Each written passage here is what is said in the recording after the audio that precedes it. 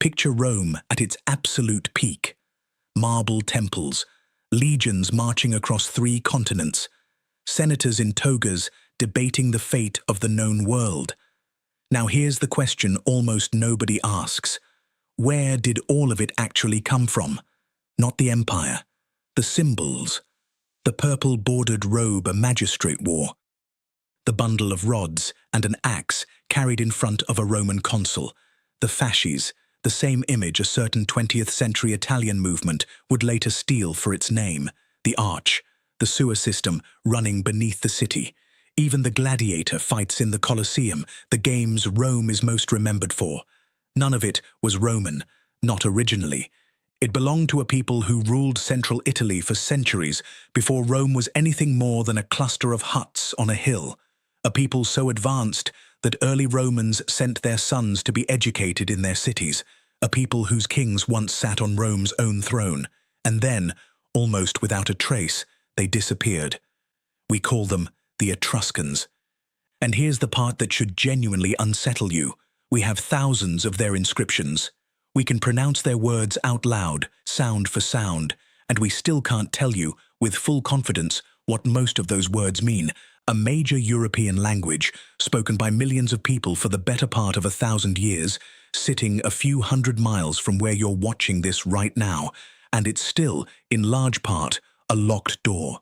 Stick around, because by the end of this video, you'll understand exactly how a civilization that quite literally invented Rome got quietly, almost peacefully, erased from its own story. And there's a detail near the end, involving a mummy wrapped in the only true surviving Etruscan book that most documentaries never even mention. Let's set the scene properly, because most people's mental map of ancient Italy has a Rome-shaped hole where everything else should be. Long before Julius Caesar, before the Republic, before even the legendary founding date of 753 BC, the region we now call Tuscany, the name itself is a fossil of Etruria, was home to a sophisticated, wealthy, and highly organized civilization. Historians today call it Etruscan civilization, though the Etruscans themselves used a different word entirely, which we'll get to. At its height, roughly between the 8th and 4th centuries BC, Etruscan territory stretched across a huge swath of the Italian peninsula. Not a single kingdom, but a loose confederation of powerful city-states, Veii, Tarquinia, Cerveteri, Vulci, Volterra, Perugia, Chiusi, and more, often referred to as the Etruscan League or the Dodecapoli, the 12 cities. Each city had its own ruler, its own army, its own patron deities. They cooperated when it suited them and fought each other when it didn't, which is a pattern you'll notice comes up again later, at the worst possible moment for them. These weren't backwater villages. Etruscan cities had paved streets, planned drainage, monumental temples with brightly painted terracotta decoration, and defensive walls of finely cut stone that still stand today, silent and half swallowed by cypress trees. Some of these cities, at their peak, are estimated to have housed tens of thousands of people, complete with organized craft districts, sanctuaries, and public gathering spaces, urban planning on a scale that much of northern and central Europe wouldn't see again for another 1,000 years or more. Their tombs, and we'll spend real time on this, were built like underground houses, complete with carved furniture, painted walls, and in some cases, kitchen equipment for the afterlife. They were extraordinary metal workers, turning the iron-rich hills of Elba and the mainland into some of the finest bronze work in the ancient Mediterranean. Etruscan bronze mirrors, engraved with mythological scenes, have been found as far away as the Black Sea. Etruscan gold jewelry, using a technique called granulation, fusing tiny beads of gold onto a surface in intricate patterns, was so precise that when 19th century goldsmiths tried to recreate it, they couldn't figure out how it was done for decades. And they traded. Aggressively, extensively, and with almost everyone. Etruscan ports moved goods to and from Greece, Phoenicia, Carthage, Egypt, and the Celtic world beyond the Alps. Greek pottery, Some of the finest painted vases ever produced in Athens has been found in far greater quantities in Etruscan tombs than almost anywhere in Greece itself, which tells you something important. These people had the wealth, the taste, and the appetite to import the best luxury goods the ancient world had to offer at scale. There's a detail worth sitting with here, because it flips the usual story of civilized Greeks, rough Italians, on its head. Ancient Greek writers themselves, often condescendingly, sometimes enviously, described Etruscan women attending banquets alongside men, reclining at the table as equals, drinking wine in public, and even, according to some Greek accounts, being freer to choose their own relationships than Greek women were. Whether every detail in those accounts is accurate or exaggerated for shock value, the fact that Greek authors felt the need to comment on it at all tells you Etruscan society ran on different rules than its neighbors. We'll come back to exactly how different when we get into their religion, because it gets stranger. Here's the first curiosity loop worth planting early. Everything I've just described, the wealth, the art, the trade networks, the confident, unconventional social order, all of it existed before Rome had built its first stone temple. And in a few minutes, I'm going to show you the moment actual Etruscan kings sat on Rome's throne and shaped the city into something recognizable for the first time. But first, we need to answer a question that has been argued about since antiquity itself and still isn't settled. Where did these people even come from? This is one of the oldest unresolved debates in all of ancient history, and remarkably, ancient historians were already arguing about it while the Etruscans were still around to ask. Theory 1. The Lydian migration. The Greek historian Herodotus, writing in the 5th century BC, claimed the Etruscans originated in Lydia, a kingdom in what is now western Turkey. According to his account, a famine forced part of the Lydian population to emigrate by sea, led by a prince named Tyrrhenus, eventually settling in Italy, which is also where the alternate Greek name for the Etruscans, Tyrrhenians, comes from, and why the sea west of Italy is still called the Tyrrhenian Sea today. It's a great story. Dramatic famine, a heroic prince, a mass exodus, a new homeland. The problem is that this exact narrative pattern, noble ancestor, homeland crisis, glorious resettlement, shows up constantly in ancient origin myths, and ancient historians weren't shy about inventing tidy explanations for peoples they didn't fully understand. Theory 2. The indigenous development theory. On the other side, the Greek historian Dionysius of Halicarnassus, writing centuries later, flatly disagreed with Herodotus.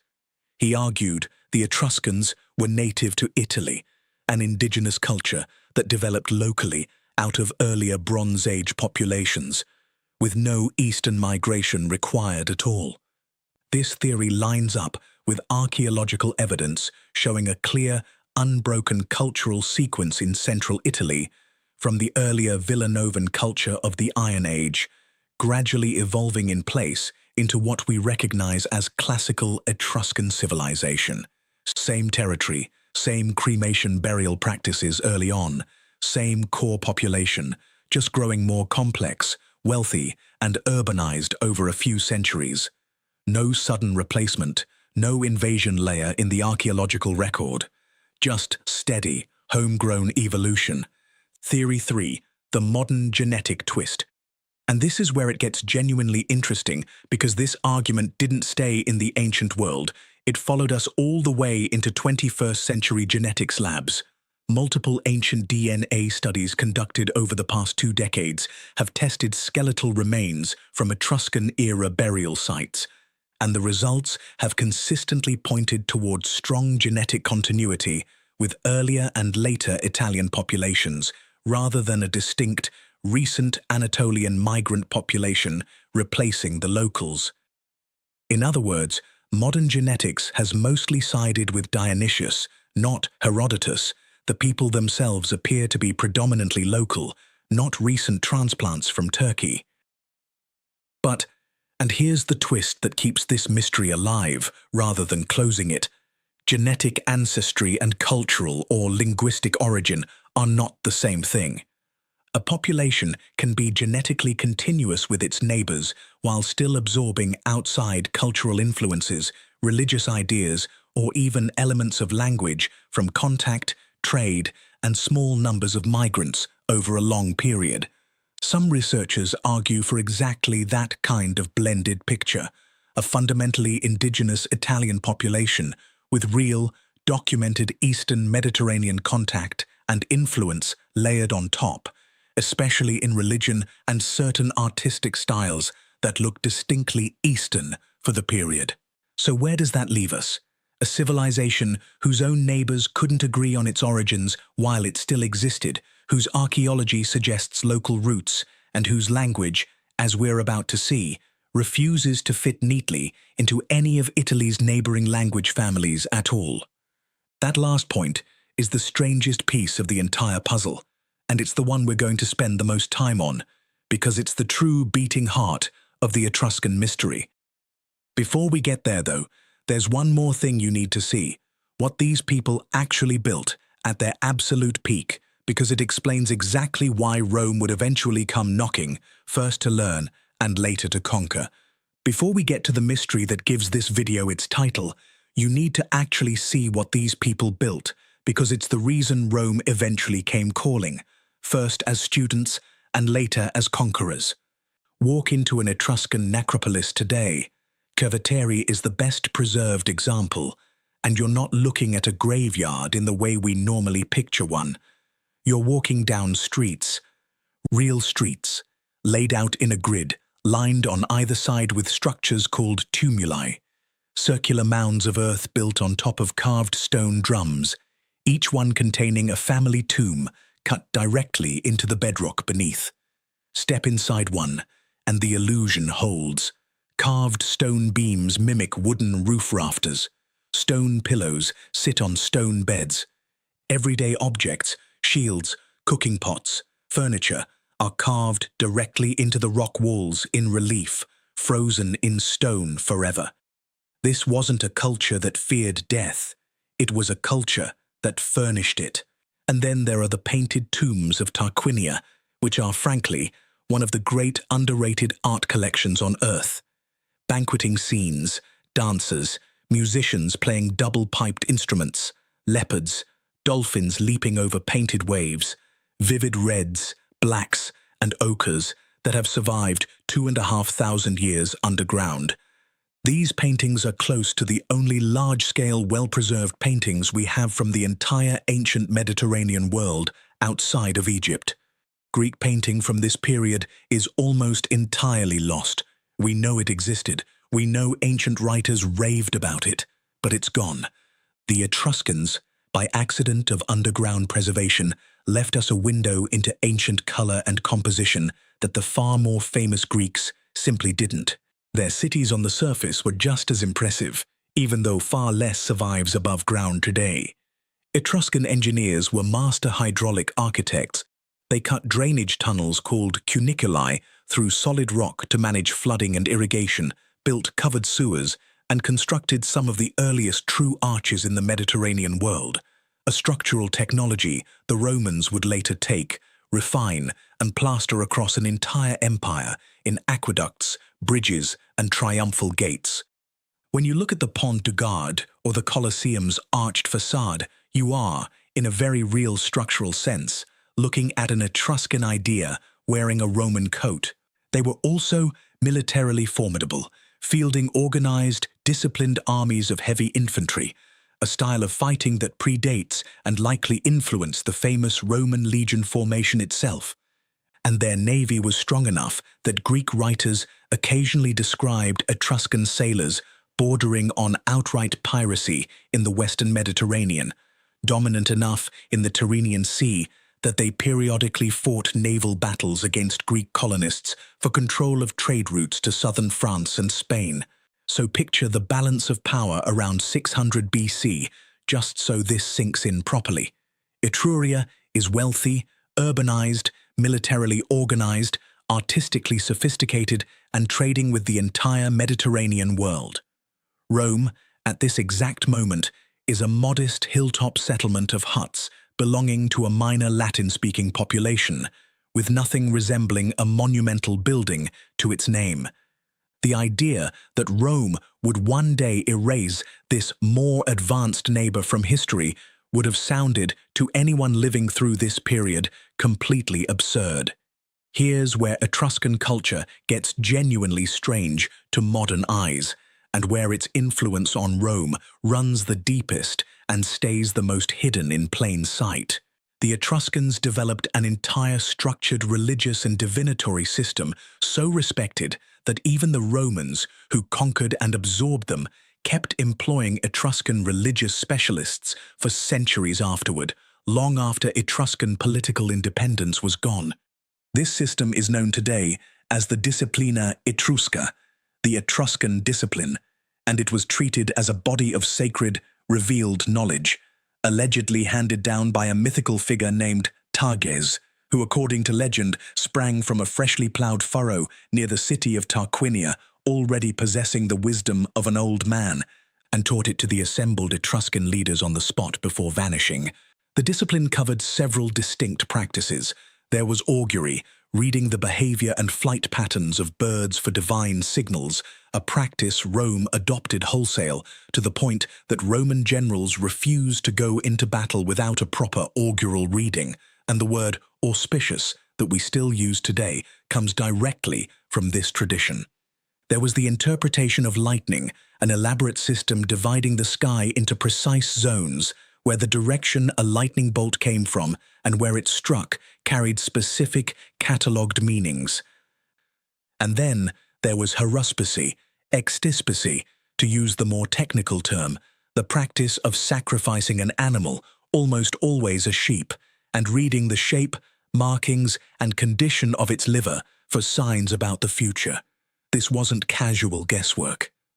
Archaeologists have recovered an extraordinary object called the liver of Piacenza, a life-sized bronze model of a sheep's liver, its surface divided into dozens of labeled sections, each one inscribed with the name of a specific god associated with that region of the organ. It functioned essentially as a physical reference manual, a diagnostic map that a trained haruspex would have used, laying the real liver over the bronze model and reading which zones showed unusual markings, then matching that to the divine name inscribed on the corresponding section of the bronze. Rome took this practice so seriously that it institutionalized it.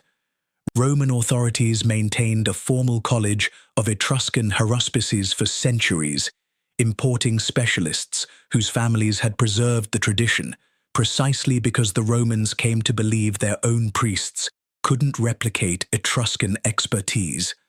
Julius Caesar himself, according to ancient accounts, received a haruspex's warning before his assassination. Whether or not you believe any of it actually predicted the future, the fact remains. Right up until the twilight of the Western Roman Empire, half a millennium after Etruscan political power had ended, Rome was still outsourcing its most serious religious anxieties to descendants of the people it had conquered.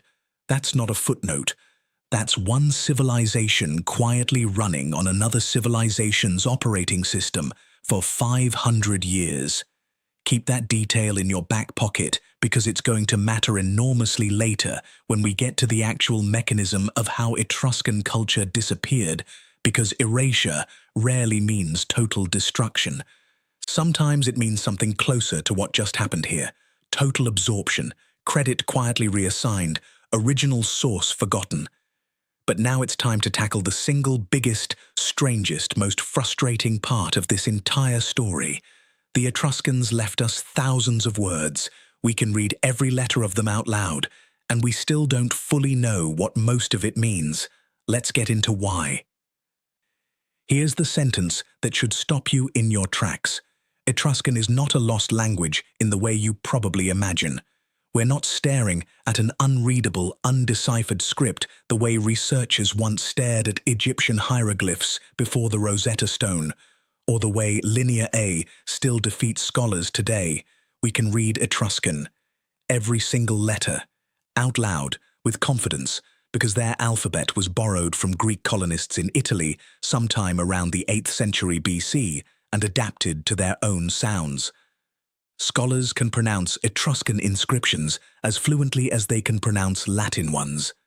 The problem isn't the script, the problem is the meaning underneath it. Etruscan is what linguists call a language isolate, a language with no confirmed living relatives and no clearly established larger language family it belongs to. That alone makes it almost unique in the ancient Mediterranean. Latin belongs to the Italic branch of Indo-European, related to Greek, Sanskrit, Celtic languages, and eventually to English itself, all distant cousins in a massive family tree. Etruscan sits completely outside that tree. It shares no confirmed deep grammatical relationship with Latin, Greek, Celtic, Germanic, or any other Indo-European language spoken anywhere near it. Some linguists connect it distantly to a small, poorly attested group called the Tyrsenian languages, including Raetic, spoken in the Alps, and Lemnian, oddly found on the Greek island of Lemnos. But even that grouping remains a linguistic island, unconnected to any of the major surrounding families. Think about how strange that actually is geographically. Etruria sits in the middle of Italy, surrounded on every side by Indo-European speakers, Latins to the south, Umbrians and Sabines to the east, Celtic-speaking Gauls to the north. And in the middle of all of them, for the better part of 1,000 years, sat a completely unrelated linguistic island, like a boulder that Indo-European speakers simply flowed around rather than absorbed. So how much do we actually know? More than people assume, and less than we'd like, and the gap between those two facts is the whole mystery. We have roughly 13,000 surviving Etruscan inscriptions. That sounds like a lot, and in one sense it is. But the overwhelming majority of them are short, funerary texts, tomb inscriptions recording a name, a family lineage, an age at death, maybe a civic title held in life. Think of it like trying to reconstruct an entire spoken language, its literature, its philosophy, its humor, its everyday conversation, using nothing but the text found on gravestones in a single cemetery. You'd learn names, you'd learn some titles and family structures, you would learn almost nothing about how people actually talked, joked, argued, or told stories. From these repetitive funerary formulas, plus a handful of longer religious and civic texts, linguists have painstakingly built up a partial vocabulary, a few hundred words with reasonably confident meanings, mostly names, numbers, kinship terms, and religious vocabulary. We know their word for sun. We know several of their numbers. We know titles for magistrates and priests. But push beyond that basic core vocabulary, and confidence drops fast. Verbs, in particular, remain frustratingly difficult, because without a related language to cross-check grammar against, scholars are essentially reverse engineering an entire verb system from context and repetition alone, sentence by painstaking sentence. Now here's the part almost nobody expects, and it's the piece of this story I promised you back in the cold open. The single longest surviving Etruscan text on Earth, by a massive margin, over 1,200 words, dwarfing every other inscription combined, wasn't found in Italy at all. It was found wrapped around an Egyptian mummy in a museum in Zagreb, Croatia. It's called the Liber Linteus Zagrebiensis, the Linen Book of Zagreb. At some point, likely in Ptolemaic Egypt, someone acquired a worn-out linen book written in Etruscan, almost certainly imported by a wealthy family, possibly of Etruscan descent living abroad, and rather than discard it, an embalmer cut the linen into strips and used it as mummy wrapping, apparently valuing the durable cloth far more than whatever was written on it. That single, almost accidental act of ancient recycling preserved, purely by chance, the largest surviving chunk of connected Etruscan text in existence. Scholars have identified it as a ritual calendar, laying out specific religious offerings tied to specific dates and gods, genuinely useful, but still nowhere near enough connected running text to crack the deeper grammar of the language wide open. There's one more object worth knowing because it shows exactly how close and yet how far scholarship still is. The Tabula Cortonensis, a bronze tablet discovered in the 1990s near the town of Cortona, contains roughly 200 words concerning what appears to be a legal property transaction. Genuinely exciting, because legal and commercial texts use different vocabulary and sentence structures than funerary formulas, giving linguists fresh material to test their theories against. And still, even with a completely new category of text in hand, full comprehension remains out of reach. So why, after 2 centuries of dedicated scholarship, are we still this stuck? 3 compounding problems.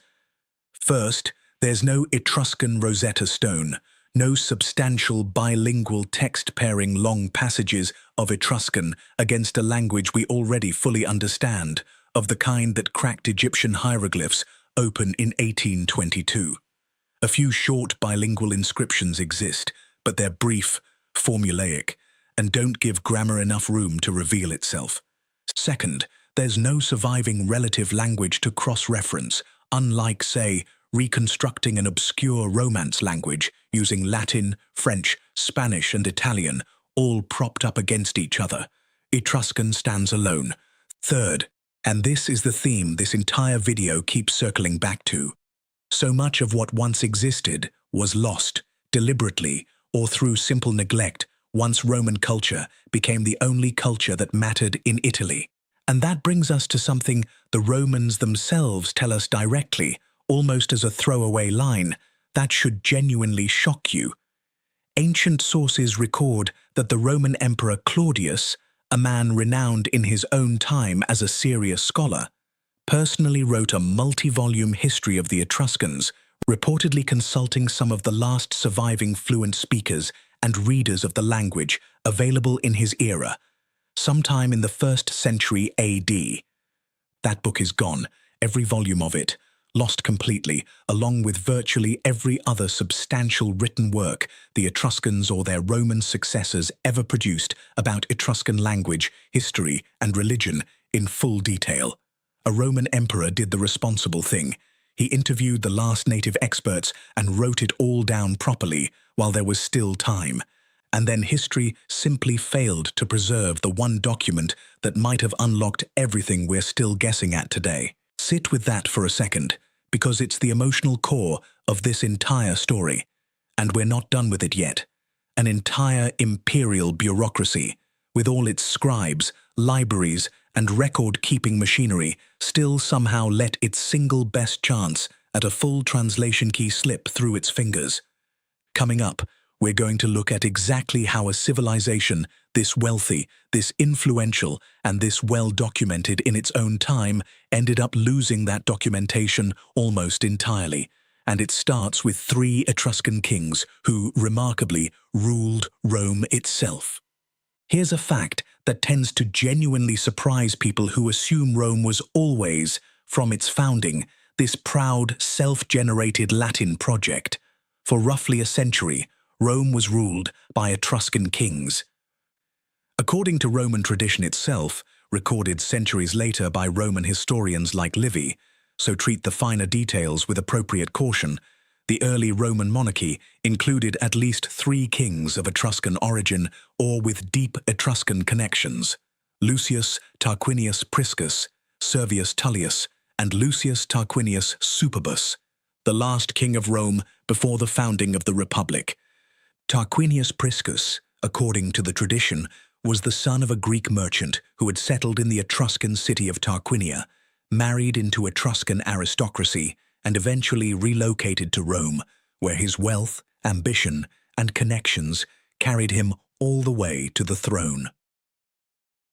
Under these kings, whatever the precise historical accuracy of every individual detail passed down by later Roman writers, Rome underwent exactly the kind of transformation you'd expect from a smaller, less developed neighbor suddenly absorbing the technology and institutions of a more advanced culture next door.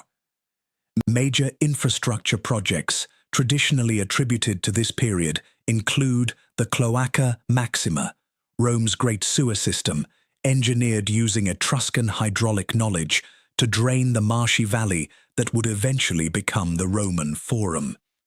Without that drainage, the literal physical and political heart of the later Roman Empire couldn't have existed as dry, usable land at all. The Circus Maximus, Rome's massive chariot racing stadium, also has its traditional origins in this Etruscan-influenced period. And the Temple of Jupiter Optimus Maximus on the Capitoline Hill, arguably the most important religious building in the entire city for the whole of Roman history, was reportedly built and dedicated under Etruscan royal patronage, constructed in the distinctive Etruscan temple style. A high podium, a deep front porch, and richly painted terracotta roof decoration, a style so influential that Roman temple architecture kept echoing it for centuries afterward. And then there are the symbols, the pieces of this story that hide in plain sight in every film, statue, and textbook illustration of ancient Rome you've ever seen, almost never labeled for what they actually are. The toga, that unmistakable draped garment synonymous with Roman identity, most likely derives directly from an earlier Etruscan draped garment called the tebena. The fasces, a bundle of wooden rods bound around an axe, carried by attendants called lictors in front of Roman magistrates as a symbol of state authority and the power to punish, was an Etruscan ceremonial object first, adopted wholesale into Roman civic ritual, and later, disturbingly, revived as the direct namesake and visual emblem of a 20th century fascist movement, which took both its name and its symbol straight from this Etruscan Roman tradition without most people ever realizing it. The curule chair, a distinctive folding stool that only the highest Roman magistrates were permitted to sit on, has clear Etruscan precedent as well. And perhaps the most viscerally surprising cultural transfer of all, gladiatorial combat.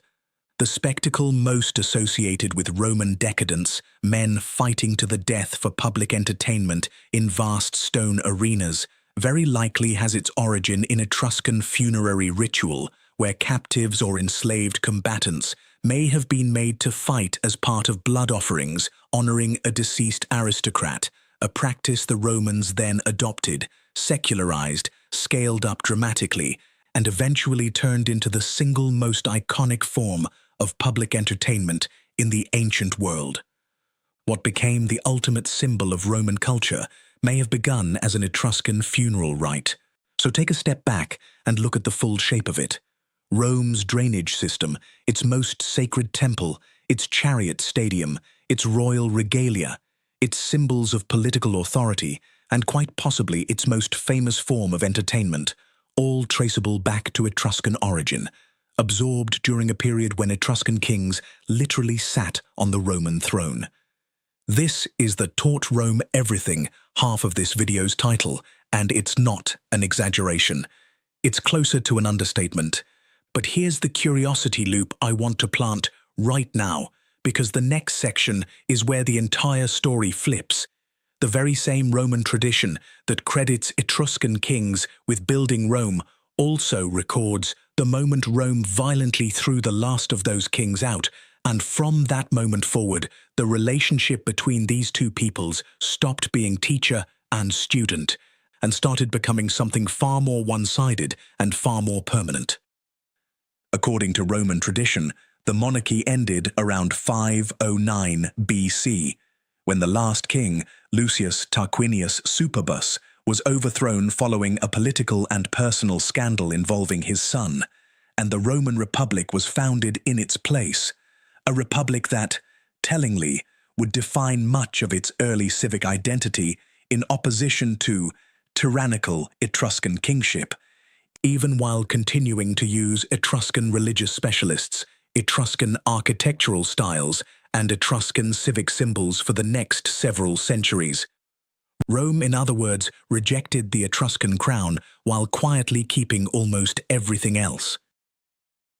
What followed was roughly 2.5 centuries of intermittent, grinding conflict between Rome and the individual city-states of the old Etruscan League.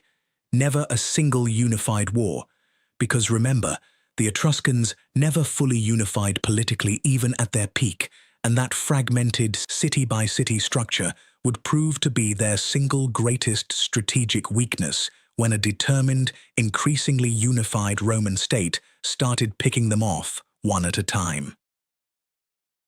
The turning point, the single event that historians consistently point to as the moment the balance of power decisively and permanently shifted, was the Roman siege and eventual destruction of the powerful Etruscan city of Veii, traditionally dated to 396 BC, after what ancient sources describe as a siege lasting roughly a decade. Veii was arguably the wealthiest and most militarily significant Etruscan city close to Rome, close enough that the two cities had been regional rivals for generations. Its fall wasn't just a military defeat, it was an existential one. Roman sources describe the city's population being killed or enslaved, and its territory annexed directly into Roman land, a scale of destruction and absorption that sent an unmistakable signal to every other Etruscan city still standing. Cooperation between the 12 cities, when it happened at all, would no longer be enough to stop what was coming. From there, city after city fell, was absorbed, or negotiated increasingly unfavorable terms with an expanding Roman state over the following 2 centuries. Tarquinia, Caere, Volsini, Vulci, Perugia, and the rest, picked off through a mixture of direct conquest, forced treaties, and gradually tightening political and military dependency. By the early 3rd century BC, Etruscan political independence, city by city, had effectively ended, folded into the expanding structure of the Roman Republic. By the time the last independent Etruscan city-states were negotiating terms with Rome, the old League of 12 had, in practical terms, ceased to function as any kind of coordinated political or military body, a fragmentation that had always been the Confederation's quiet structural weakness, and one that a patient, increasingly centralized Roman state proved extremely skilled at exploiting, city by city, treaty by treaty. And here is where the story takes its final, most consequential turn, because military conquest, on its own, wasn't actually what erased Etruscan culture and language from history. Plenty of conquered peoples across the ancient world kept their language and core cultural identity for centuries under foreign rule. What happened to the Etruscans afterward was something slower, quieter, and in some ways far more thorough than any battlefield outcome. And it's exactly what we're going to unpack next, the actual mechanics of how an entire language and cultural identity can be dissolved, not by the sword, but by 3 generations of decreasing usefulness. This is the part of the story that most documentaries skip past in about 30 seconds, and it's genuinely the most important part, because it answers the question sitting right there in this video's title. How do you erase a civilization that was this wealthy, this influential, and this well-documented? You don't do it with a single dramatic act. You do it, generation by generation, by making the old identity progressively less useful than the new one, until the people who could have preserved it simply stop bothering because their own children no longer see the point. Once Etruscan cities fell under direct Roman control, most were not depopulated or destroyed outright. Veii was the brutal exception, not the rule. Instead, the far more common pattern across the 3rd and 2nd centuries BC was gradual political and administrative absorption. Local Etruscan elites were frequently permitted to retain regional wealth, land, and social standing, but only by increasingly operating within Roman political structures, adopting Roman legal categories, and critically conducting business, law, and public life in Latin, because Latin was now the language of contracts, courts, military service, and any meaningful path to advancement within an expanding Roman world. Think about the incentive structure this created within a single Etruscan family across 2 or 3 generations. The grandfather might have grown up speaking Etruscan as his true native tongue, using Latin only when unavoidable, dealing with Roman officials. His son, coming of age under firmer Roman administrative control, likely grew up genuinely bilingual, needing fluent Latin for any real advancement, but still speaking Etruscan at home and at the tomb, where religious and funerary tradition anchored the old language longest. But his grandson, educated increasingly in Latin, socializing with Latin-speaking peers, serving in Roman organized military units, marrying into families with the same pressures. For that 3rd generation, Etruscan risked becoming something closer to a grandmother's language. Understood maybe, spoken fluently, decreasingly likely, passed on to the next generation as a genuine native tongue, less and less often. This is essentially the same generational language shift pattern linguists document in immigrant communities and colonized populations across history and right up to the present day.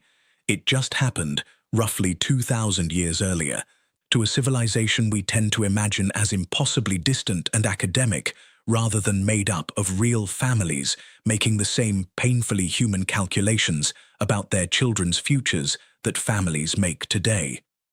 There's one specific historical event that dramatically accelerated this entire process, and it deserves its own spotlight because it's rarely mentioned outside of specialist history circles. The Roman Social War, fought between 91 and 87 BC. This was a brutal conflict between Rome and many of its Italian allied peoples, including Etruscan communities, who were furious at being required to fight and die in Roman armies for generations, while still being denied full Roman citizenship and its legal and political privileges. The war ended with Rome extending full citizenship to nearly all of Italy south of the Po River, Etruria fully included. Here's the twist that made this moment so consequential for Etruscan cultural survival specifically. Full Roman citizenship was, in the most immediate and practical sense, an enormous, genuinely desirable win for ordinary Etruscan families, legal protection, political rights, a formal stake in the Roman system they'd been living under for generations already. But it also represented the final, decisive, administrative absorption of Etruria directly into the structure of the Roman state, removing the last remaining formal distinctions between Roman and Etruscan civic identity.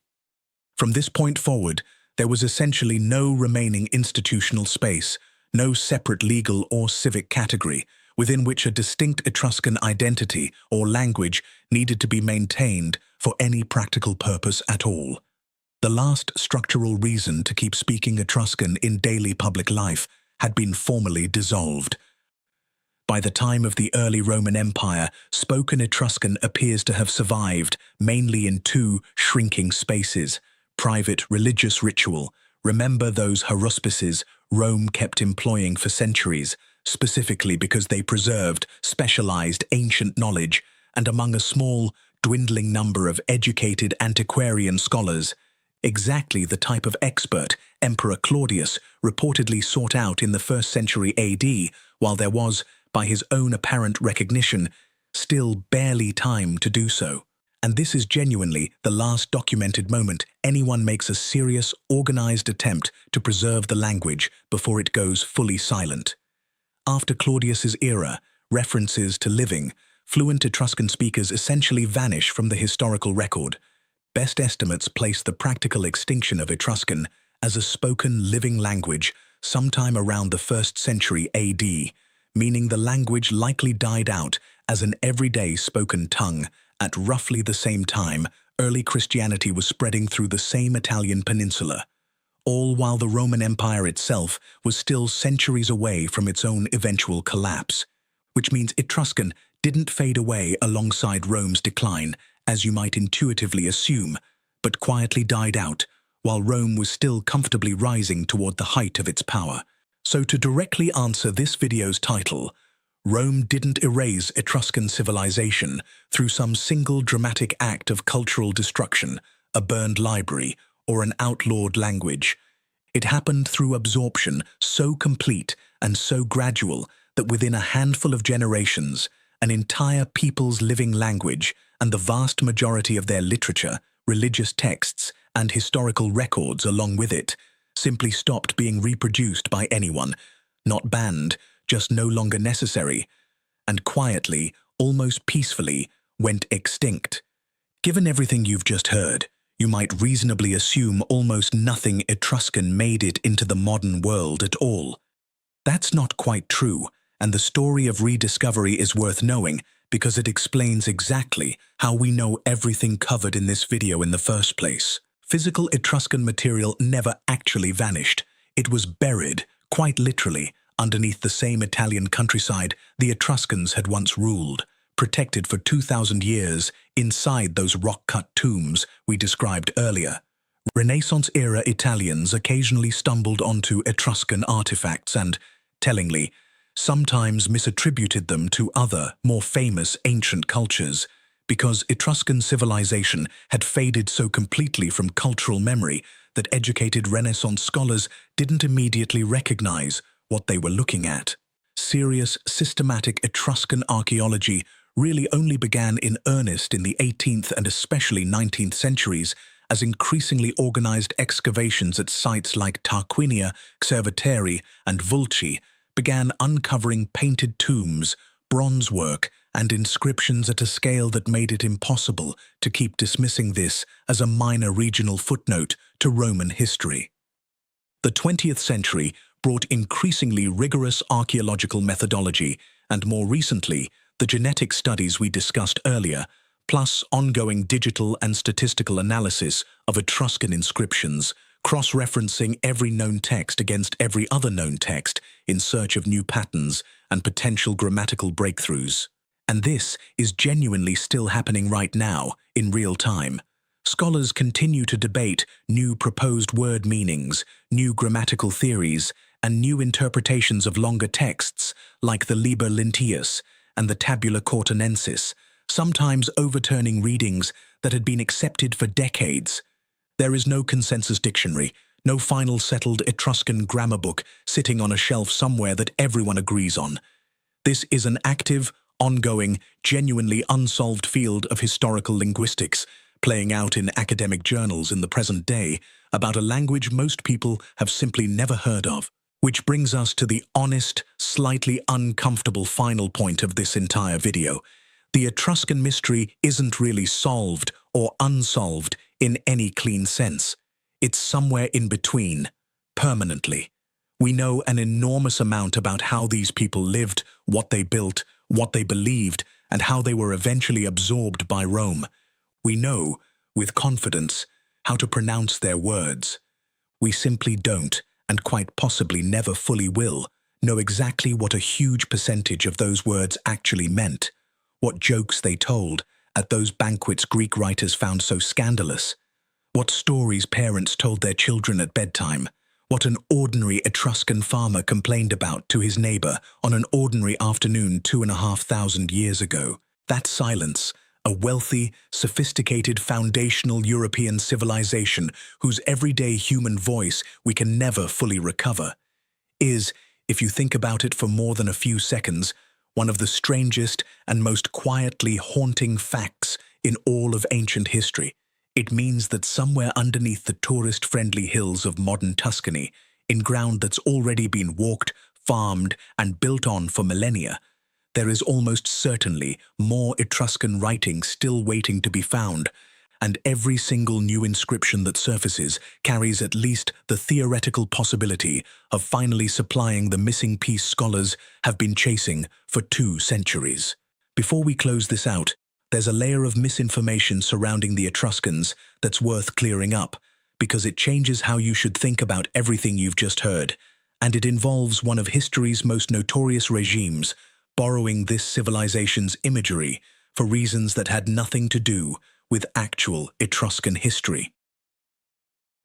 The first myth is the idea of the Etruscans as a uniquely mysterious, almost supernatural vanished people, the kind of framing you'll see on plenty of thumbnails and pseudo-historical documentaries claiming they were secretly connected to Atlantis, ancient aliens, or some lost advanced technology.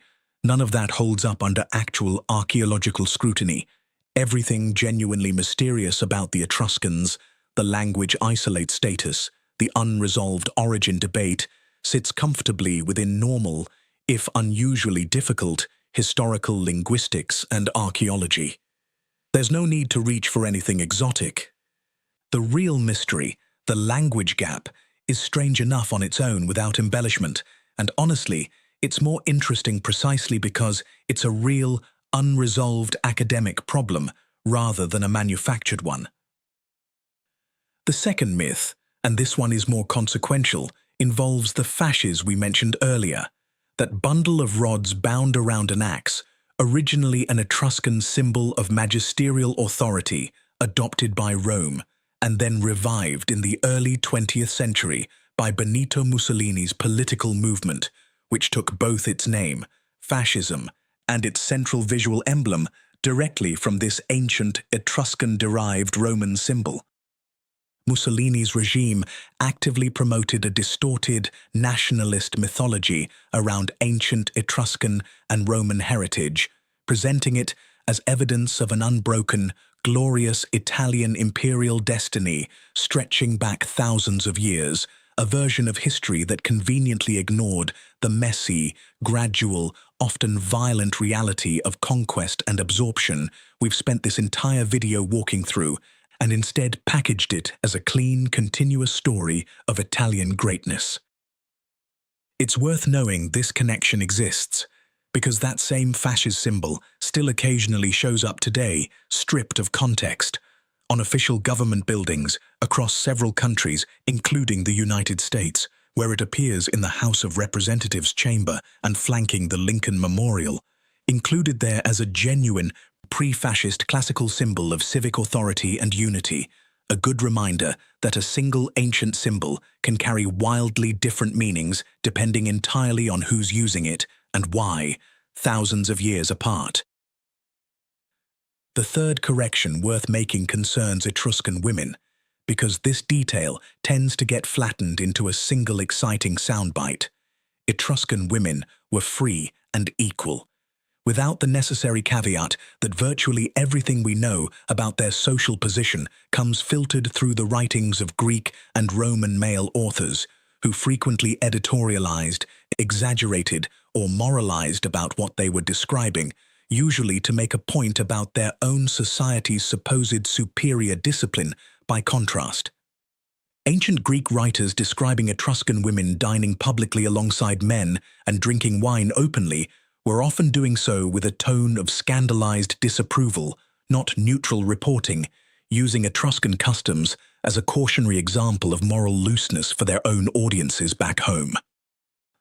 What we can say with more confidence, based on archaeological evidence rather than outside commentary alone, grave goods, tomb inscriptions naming women independently and prominently, funerary art depicting women reclining at banquets, exactly as men did, is that elite Etruscan women appear to have held a publicly visible, economically significant, and commemorated social position that does look genuinely distinct from, and by most measures more prominent than, the position of elite women in contemporary Athens specifically.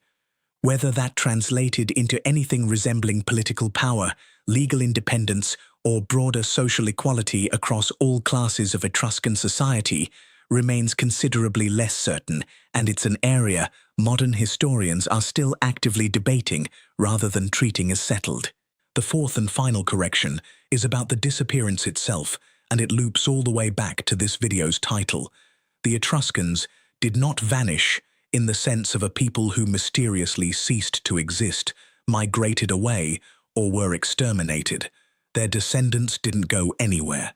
Genetically, culturally, in diluted form, and in terms of sheer population continuity, the people living in the region we call Tuscany today are, in a very real sense, the biological and geographic continuation of the same population that built Cerveteri and Tarquinia. What vanished wasn't the people. It was a specific language, a specific set of religious practices, a specific political structure, and the vast majority of a specific body of literature and historical memory, swallowed into a larger, more dominant Roman identity so completely and so gradually that within a handful of centuries, an entire people stopped thinking of themselves and being thought of as anything other than Roman. That's a genuinely different and honestly more unsettling kind of disappearance than the dramatic extinction event framing this topic usually gets, because it means the mechanism that erased the Etruscans isn't some ancient anomaly confined to the ancient Mediterranean. It's the exact same slow, generational, cultural absorption process that has played out in different forms in colonized and assimilated populations throughout human history, right up to the present day.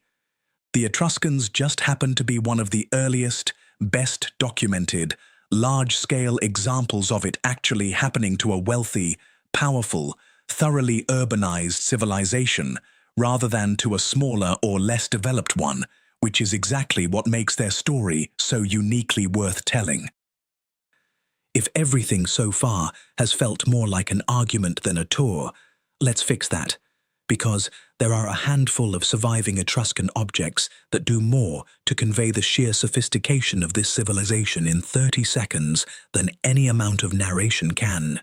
And at least one of them is currently sitting in a museum a few hours from Rome, hiding a modern forgery scandal most visitors walking past it have never heard about.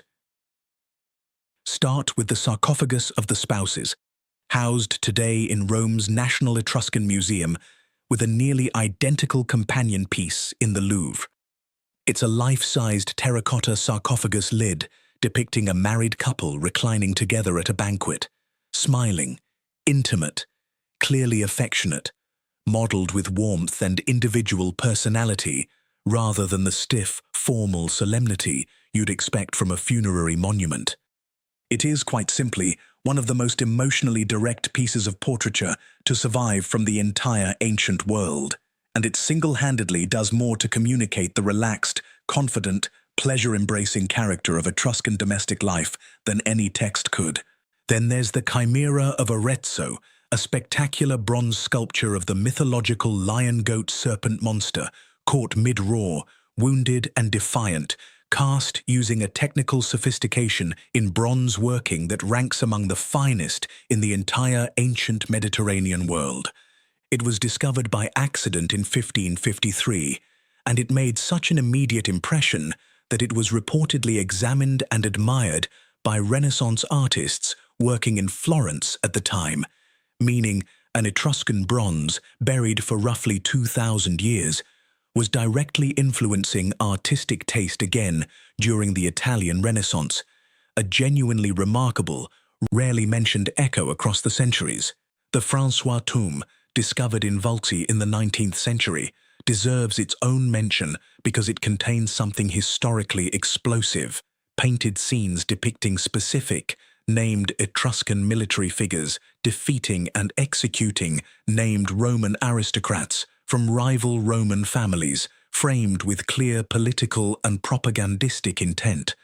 It's one of the only surviving pieces of direct evidence for how Etruscan elites themselves narrated their own conflicts with Rome, rather than only ever seeing that conflict through surviving Roman sources. A genuinely rare glimpse of the other side of the Etruscan-Roman story, told in Etruscan images rather than Roman words. Then there's the liver of Piacenza, which we already covered in detail, that uncanny bronze anatomical map that turned religious divination into something resembling a technical manual, arguably the single strangest and most singular surviving object from the entire ancient Mediterranean world, because nothing else quite like it survives from any other ancient culture. And finally, worth knowing simply because it demonstrates how contested and alive this field of study still is even today.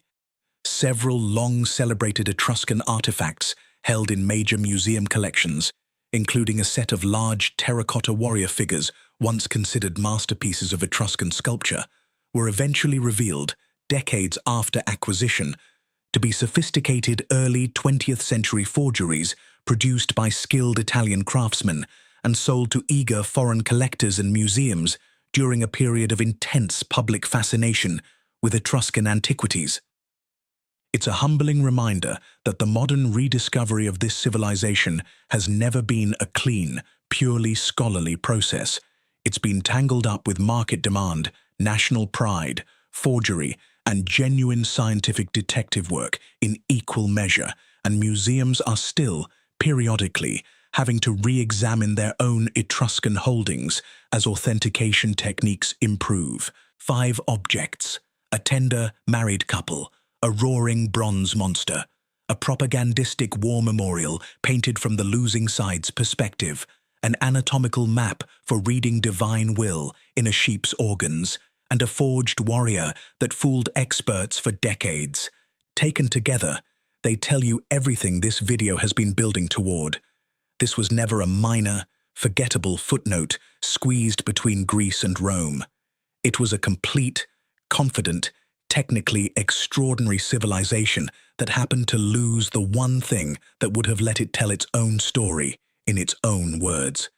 And that absence is exactly why it still gets underestimated today. Before we get to the bridge, here's a fast round of details that didn't fit neatly into the main narrative, but are too good to leave out. The kind of specifics that make this civilization click into place as something real rather than an abstract ancient culture you'll forget by tomorrow. Start with the word person itself. Yes, really. The Latin word persona, originally referring to a theatrical mask and later coming to mean an individual human identity, is widely believed by linguists to derive from the Etruscan word fasces, a masked figure appearing in Etruscan funerary art associated with combat games, quite possibly connected to the same funerary combat tradition that evolved into Roman gladiatorial games. If that derivation holds, then the very word we use in English today for individual identity, person, personality, personal, ultimately traces back through Latin to an Etruscan funeral mask. That's not a minor linguistic footnote. That's a piece of a supposedly vanished language quietly embedded in a word you've probably used already today. Next, the word Rome itself and the name Roma has occasionally been proposed by some linguists to have Etruscan roots, though this remains genuinely disputed rather than settled. A reminder that even the identity of the city that eventually erased Etruscan culture may itself carry a linguistic fingerprint from the people it absorbed. Take that one with appropriate caution, because scholarly opinion is split, but it's exactly the kind of detail that shows how tangled these two identities became. Here's one more that rarely makes it into general audience content. Etruscan funerary inscriptions frequently record a woman's name alongside her own family lineage, not merely her husband's, at a time and in a broader Mediterranean context where women's names were often omitted from public inscriptions entirely or recorded only in relation to a male relative. Scholars treat this pattern as some of the strongest direct evidence, not filtered through Greek or Roman commentary, but written by Etruscans about Etruscans. That female identity and lineage carried genuine independent social weight in this culture, rather than being purely a matter of outside observers' impressions. Consider the Etruscan number system for a moment, because it's one of the genuinely well-confirmed pieces of vocabulary we have, thanks to inscribed dice found at archaeological sites, literal ancient dice, with Etruscan number words carved onto each face instead of dots, giving linguists a rare, perfectly cross-referenced vocabulary list where the meaning is essentially guaranteed by the object's function. It's a small, almost accidental gift from ordinary Etruscan game night to modern scholarship 25 centuries later. Think about the sheer geographic reach of Etruscan trade and influence at its peak. Etruscan manufactured goods and Etruscan cultural influence have been documented not just across the Italian peninsula, but reaching into the Alps, southern France, parts of Spain, and throughout the Western Mediterranean trade network, putting them in regular commercial and cultural contact with Phoenician, Carthaginian, and Greek trading networks stretching all the way to the Eastern Mediterranean. This was never an isolated provincial culture. It was a fully networked participant in the broader ancient Mediterranean economy, centuries before Rome built anything resembling an equivalent trade reach of its own. Consider, too, just how differently Etruscan religion treated the boundary between the living and the dead compared to what came after it. Roman religion, especially in its later, more philosophically influenced forms, often treated the afterlife with comparative vagueness or skepticism among the educated elite. Etruscan religion, by contrast, appears to have maintained an intensely detailed, almost bureaucratic vision of the afterlife and the divine order governing it, codified rules, specific gods assigned to specific functions, and even specific zones of a sacrificed liver. An entire structured cosmology passed down as revealed, sacred technical knowledge through the Etruscan discipline. When Rome absorbed Etruscan religious specialists rather than replacing them, it wasn't simply being polite to a conquered people. It was openly acknowledging that this conquered, supposedly lesser culture had built a more sophisticated religious technology than Rome's own, and it was worth preserving specifically because Rome couldn't easily replicate it. And here's a genuinely underappreciated point to close this section on.